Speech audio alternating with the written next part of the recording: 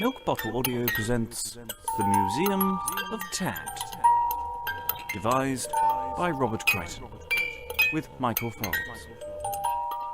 Hello and welcome to the Museum of Tat. I'm Professor Colin Jeffreys, curator of the Museum of Tat, and with me my special guest is Professor Geoffrey Collins, Professor of Tat at Sheffield University. Yes. Though your position there is somewhat under threat at the moment with the legal proceedings from the Tat Classification Board, which has full discretionary powers over what is officially designated as Tat, yes. And one of our decisions earlier has left us with quite a large fine. I'm afraid we're not quite sure how Geoffrey is going to pay for that, but I'm sure it'll be fine. So Geoffrey is obviously a little bitter, but let's move on. And we have actually quite a classy item today from the Museum of Tat. How would you describe it, sir? Well, if I had to describe it, initially I thought it's sort of a donkey on a platform, but now I look closer, it's not at all, is it? It's not a donkey on a platform at all. No, it's a deer of some kind. It's a deer. It is a representation of a deer.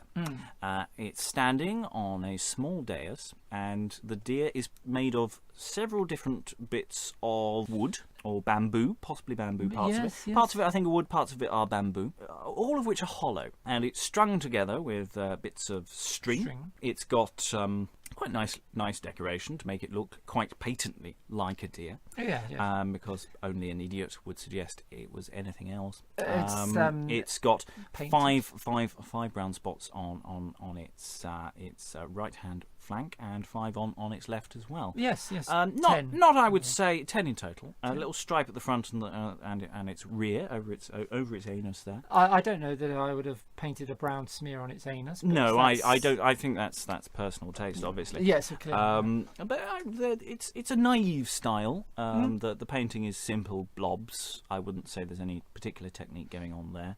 It has a face. The head is sort of. The eyes are unbelievably huge. They are. It would struggle, I feel, to see during the daytime just for the vast amount of light going in. But I think as a deer, it probably can see in the dark. I suspect the size of its pupils are, let alone just the size of the eyes, in comparison with the overall size of the head, and the head is it also has a very red nose, which suggests possibly some kind of liver condition there. Yes, or tumour, definitely something wrong. It's not, and red round the eyes. Very red round the eyes. So very tired. I suggest it's not well. Spots on the forehead. It has got 5 little white spots on its forehead. Not long for this world. Next to its leather ears, 2 little strips of leather. Yes. They're quite foxy, I would say. A little bit of a minx there. I think it's little ears. And a tail, very, very pert tail, I would say. Let's keep it clean. Yes. And as I say, it's standing on a dais, and the dais is, if I could just ask Geoffrey to hold it for me. Of course. There we go. And on the dais, the dais is about 1.25 inches wide, and the dais itself is about 1 inch high. And overall, when erect, as it were, it's about 4 inches high. That's going up to the point of its rather naughty ears. Yes. But when we were talking about it not being well earlier, that was to some degree to a purpose. But the dais is in fact hollow. Oh yes. We turn it the other way up. There's another round. It's a round dais. Another little round bit of wood inside the outer bit of wood. And if you and it moves, this inner wood. You see, and if you push the inner bit of wood down whilst holding the upper dais, it collapses. The deer collapses there. But if you let go, it springs back up again. So it suggests that it's, if it is suffering from some kind of illness, it's an occasional one. And down it goes. And up it goes again. Because it's spring-loaded, the base, so presumably the strings are under tension, therefore holding it up. A fun game to play could be to pretend you were Robert De Niro shooting a deer, as in the film Rain Man, is it? I don't know. There's one film where he hunts deer. I don't remember the name. Yeah, no, I can't. It's an odd name. You wouldn't think of it off the top of your head. Hook. No. It's quite. Well, anyway. So I'm and the deer falls down dead. I mean, it's a pity we haven't got a video to record this, because this would be hilarious. It would be absolutely hilarious. Minutes of fun at most. Yeah, whole seconds would be engaged, and this is really where we get to the number why this is Tat. Oh yes. Back to it's not expensive. Clearly, the craftsmanship is limited, if there is.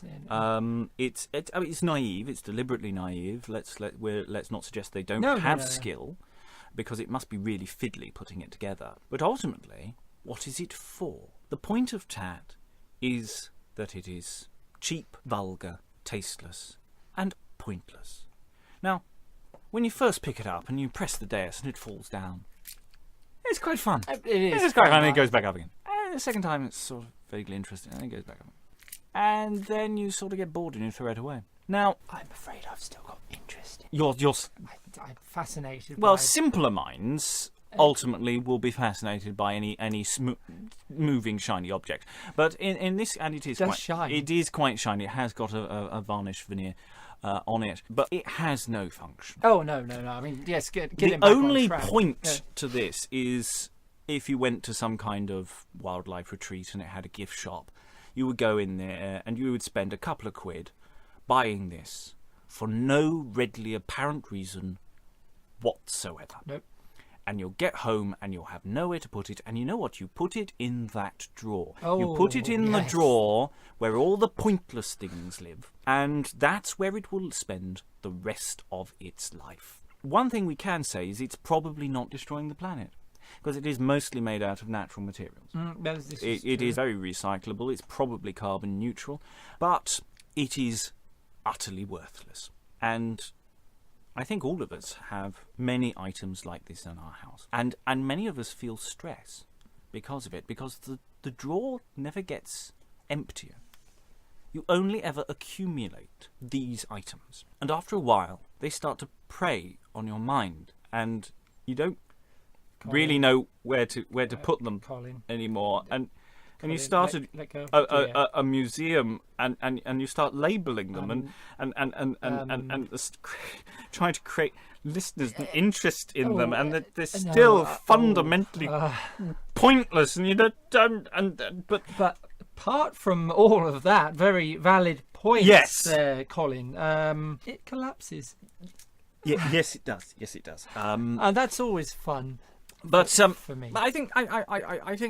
Oh, and forward, and to the side, he collapses. Yeah, it will generally follow gravity. I mean, that's. Okay. Well, there's an added bonus there. Yes, follows gravity. So many of us will have these items in our houses and won't know what to do with them, and many of them will think, maybe I'll send them to the Museum of Tat. Oh, yes. And you know what? You'd be dead wrong. Yes. Because we've already got one of these. We don't need any more. We really don't want any more Tat. I mean, and if you're one of the people who make these, probably in a little garden shed somewhere as a little sideline that you sell off to garden centres, and you make these for a living, just think for a moment what you are doing. Take a long, hard look. If you have the matching pair of this, destroy it. Don't send us it. We don't want it. No, take a photo of it, document its existence. Yes. Send it to us, and then dispose of it. Bury it in the garden if it's biodegradable. Yes. Give it a decent burial. Empty that drawer, and stop buying it. 'Cause you're just encouraging them. They won't stop unless you stop buying them. Colin is right. They will keep on making Tat forever and ever and ever. I mean, why? Why? Colin, I'm sorry. The Museum of Tat can now be found on Twitter at Museum of Tat.